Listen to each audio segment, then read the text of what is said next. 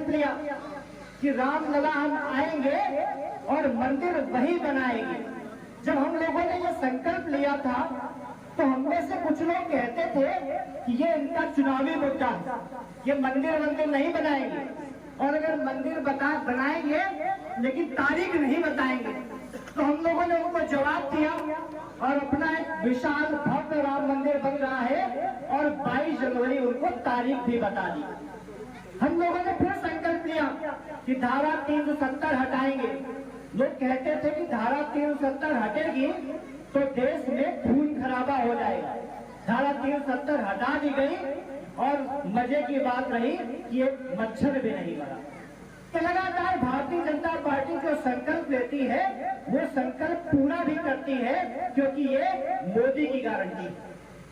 मोदी जी इस बात की गारंटी देते हैं कि हम जो संकल्प लेंगे वो संकल्प हम पूरा भी करेंगे। कृषक भाइयों के लिए भी योजनाएं बताई गई। उदय सिंह जी ने डीएपी और नैनो यूरिया के बारे में आपको विस्तार से बताया। हम लोग बड़े दुर्भाग्यशाली लोग थे कि अपना ही पैसा खर्च करते थे और डीएपी इतनी मात्रा में खेत में डाल देते थे कि हमारी भूमि की उर्वरकता शक्ति भी खत्म हो जाती थी और जो उत्पादन क्षमता थी उसमें भी कमी आती थी। हमारी सरकार ने चिंता किया कृषक भाइयों के लिए और नैनो डीएपी और नैनो यूरिया जो मेक इन इंडिया है और हमारे ही भाइयों द्वारा बनाई गई है वो मार्केट में उपलब्ध कराई गई। जैसा कि उदय सिंह जी ने बताया कि जो दानेदार डीएपी होती थी वो पौधों को 25% मिलती थी और 75% उसका जो हिस्सा था वो भूमि की उर्वरकता को नष्ट करने में जाता था। कम पैसे में आपको नैनो यूरिया और नैनो डीएपी मिली। स्वास्थ्य विभाग से आपको जानकारी दी गई कि किसी को भी घबराने की आवश्यकता नहीं है। लोग चिंतित होते थे कि आज तो हमारे पास पैसा है, लेकिन अगर आगे चलकर के ये पैसा खत्म हुआ और हमें कोई बीमारी लग गई तब हम क्या करेंगे। मोदी जी ने कहा कि आपको चिंता की आवश्यकता नहीं है। जब तक आपका लाल जीवित है तब तक आपको किसी भी चिंता की आवश्यकता नहीं है और किसी भी बीमारी के लिए 5 लाख तक का इलाज सरकार करेगी। अपना देश बहुत बड़ा है, एक साथ सभी का आयुष्मान कार्ड बनाना संभव नहीं, क्योंकि अगर एक साथ सबके आयुष्मान कार्ड के लिए हम अप्लाई करेंगे तो हो सकता है जन सेवा केंद्र और सीएससी में इतनी भीड़ हो जाए कि हम लोग चीजों को नियंत्रित न कर पाए। सभी के आयुष्मान कार्ड बनेंगे लेकिन कुछ कैटेगरी वाइज बांटे जाएंगे और 1-2 सालों में पूरे भारतवर्ष में सभी के आयुष्मान कार्ड होंगे, ऐसी हम लोग की कल्पना है। लगातार हम लोग कार्य करते जा रहे हैं और वो कार्य आपको जनता के बीच में हम बताने आए हैं। पहले बैठक होता था कि लोग तब आते थे जब वोट पड़ने वाले होते थे, वोट मांगने के बाद नेता नहीं आता था। और ये आपके लिए कितने सौभाग्य की बात है कि आप जिन योजनाओं का लाभ नहीं ले पा रहे हैं, जैसे अभी किसी ने बताया था कि वो आयुष्मान कार्ड नहीं लेना चाहते हैं, तो उनको बताने के लिए विभाग के प्रतिनिधियां उपस्थित हैं कि इस योजना से कितना लाभ है। आपको भ्रमित होने की आवश्यकता नहीं है। सरकार और प्रशासन शासन सब आपके साथ खड़ा है। ये अगर गारंटी है तो ये नरेंद्र मोदी जी की गारंटी है। पहले जब महिलाएं आती थी तो तमाम लोग महिला सशक्तिकरण की बात करते थे। पूर्व में सरकारें आई और महिला सशक्तिकरण की बातें करती रही, लेकिन महिलाओं के लिए उन्होंने कोई कार्य नहीं किया।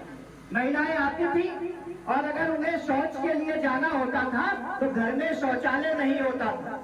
शौच के लिए उन्हें घर से बाहर खेतों में जाना पड़ता था और उनका लाज और सम्मान तार हो जाता था। अगर उन्हें दोपहर में शौच आती थी तो वो इनको इंतजार करना पड़ता था कि जब शाम को सूर्य ढल जाएगा तब वो बाहर जा पाएंगी, क्योंकि ऐसे बाहर खुले में शौच जाना उनके लिए संभव नहीं था। विद्यालयों में शौचालय नहीं थे। बेटियां विद्यालय जाती थी और हाफ टाइम से वापस आ जाती थी, क्योंकि उनको पता था कि अगर हाफ टाइम के बाद उन्हें अगर शौच के लिए जाना होगा तो विद्यालय में कहाँ जाएंगी, इसलिए उनकी पढ़ाई अधूरी रहती। किसी का ध्यान गया तो ध्यान गया नरेंद्र मोदी जी का, और उन्होंने हर घर में शौचालय बनवाए। 11 करोड़ से अधिक शौचालय बनवाए।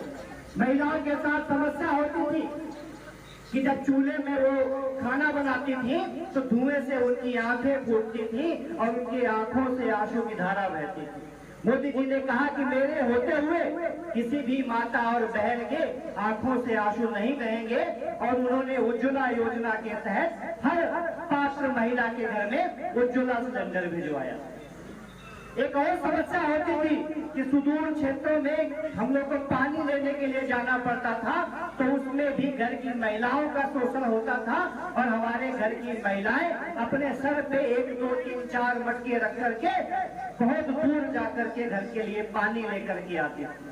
जब मोदी जी को पता चला इस समस्या के बारे में, तो उन्होंने इसका भी निराकरण किया और उन्होंने योजना चलाई, हर घर नल और हर घर जल योजना। और आपने देखा है कि इसका काम बड़ी तेजी से जारी है और अब हर घर में टोटियों से पानी आएगा।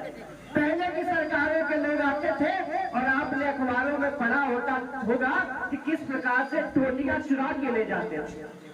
मोदी जी ने कहा कि हम टोटियां चुराने नहीं आए हैं, हम हर घर में टोटियां पहुंचाने आए हैं और आप अब हर घर में टोटी से जल ले सकते हैं। अगर ऐसा कोई काम करता है तो सिर्फ नरेंद्र मोदी जी करते हैं। मैं यहाँ पर सिर्फ इसलिए उपस्थित हुआ हूँ कि आपको ये बता सकूं कि सरकार लगातार आपके साथ है और मोदी जी हर योजना में हर पिछड़े व्यक्ति की चिंता करते हैं। जो पंक्ति में सबसे आखिरी में बैठा होता है उसकी भी चिंता करने वाला अगर कोई व्यक्ति है तो वो प्रधानमंत्री नरेंद्र मोदी जी।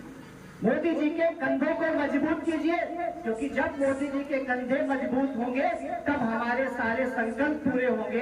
और आज हम उपस्थित हुए हैं विकसित भारत संकल्प यात्रा के माध्यम से, यानी 2047 तक हम भारत को विकसित बनाएंगे, ऐसा संकल्प मोदी जी का है। और जब आप मोदी जी के कंधों को मजबूत करेंगे तो निश्चित रूप से हमारा संकल्प पूरा होगा और 2047 में भारत विकसित राष्ट्रों की श्रेणी में खड़ा हो जाएगा।